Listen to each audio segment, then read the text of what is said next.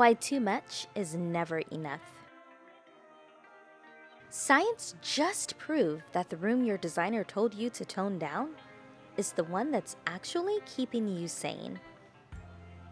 Now, I know that sounds like something that your maximalist friend says to justify buying another lamp. And listen, I have been the one buying the lamp and the friend telling you to buy the lamp. But before we get started, welcome back to Maximalist Home 101, your YouTube channel for everything maximalist. Let's get started. I am talking about peer-reviewed neuroscience, and it is about to change the way that you look at every busy room that you have ever been told is too cluttered and to simplify. Because here is what nobody in the home decor world wants to admit. Too much is not a design failure. For a whole lot of us, it's actually the only thing that ever felt like home. So here's the thing about your beautiful brain. It was not designed for empty rooms. Neuroscientists have a term called environmental enrichment. And what it basically means is that your brain functions better, it feels safer, and stays more emotionally regulated when it has layered, varied, textured things to look at. When it has some interest and some richness. Now, minimalism has this whole beautiful story built around it, that clean surfaces and open space create this zen sense of calm. And for some people, I'm sure that it's actually true. I'm not here to argue with anybody's nervous system. But for a lot of us, bare walls and empty shelves do not feel like calm. They feel hollow. They feel unfinished. It feels like nobody lives there and nobody loves it. And that feeling is not just in your head. Okay, well, I guess it actually is in your head, but you know what I mean, not in the way that you think. Researchers studying dopamine response found that visual complexity, rich color, varied texture, collected objects, and layered pattern activates the brain's reward pathways in ways that plain, repetitive environments simply do not. Your brain is literally releasing more dopamine in a bold, layered room.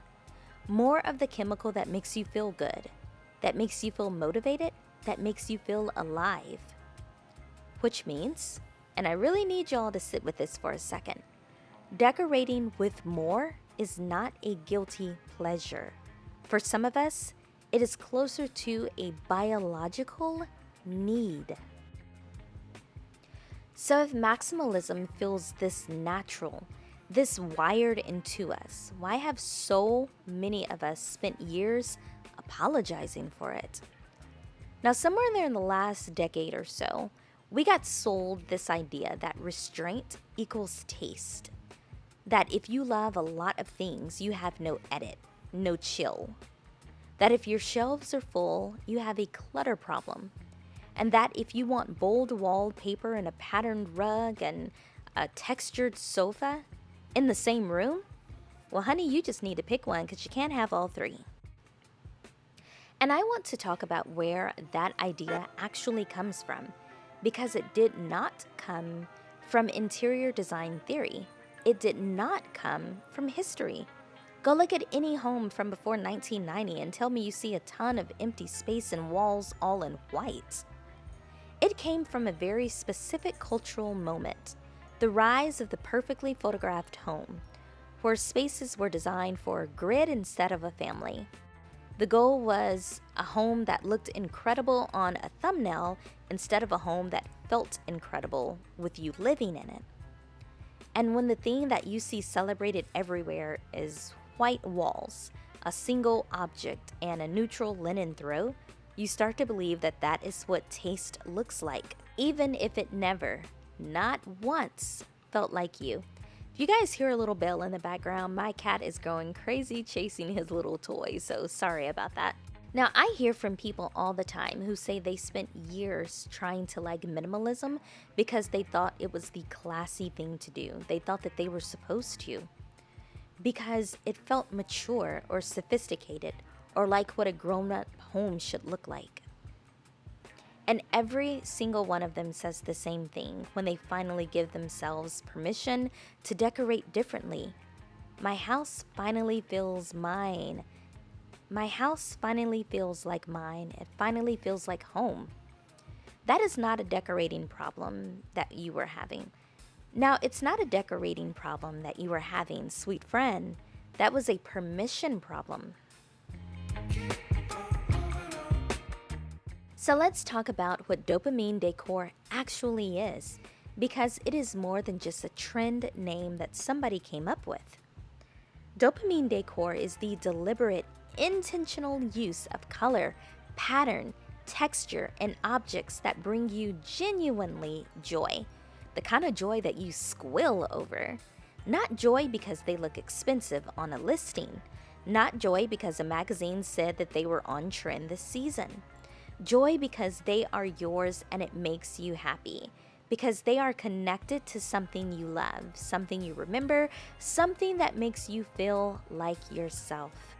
And here is the thing that I think gets lost when people hear maximalist. They picture chaos. They picture clutter.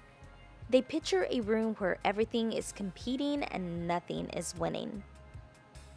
But the rooms that stop you mid-scroll, the ones you screenshot and save to come back to, those rooms have a lot going on. Yes, but they can feel alive, not overwhelming. And the difference, the one single thing that separates a room that feels curated from a room that feels chaotic, is intention, the way that it's done. It's not about how much is in the room. It's about whether the things in it mean something to the person who lives there.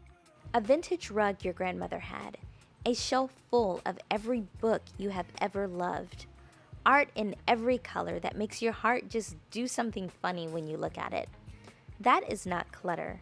That is an autobiography.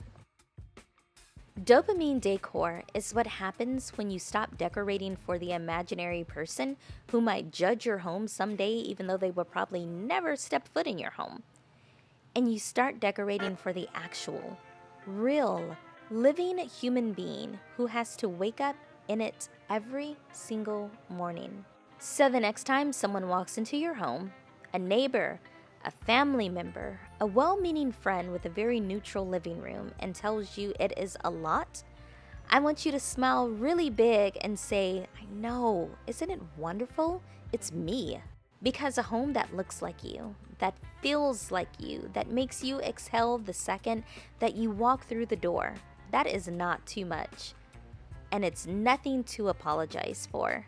That is exactly enough. Now, if this video gave you even a little bit of permission to go wild and crazy in your home today, I would love for you to drop a comment and tell me one thing in your home that you have always loved but maybe have been a little bit afraid or hesitant to fully commit to. Because I have a feeling the answers are going to be absolutely beautiful. Don't forget to subscribe if you're new around here. I'm kind of just getting the channel kicked off. I've been posting, but not as frequently as I would like to, but that's all going to be changing soon. But over here in my little corner of YouTube, we talk about bold, beautiful, personality-filled spaces every single week. And I will see y'all in the next one. Go make something bold and beautiful. Bye, friends.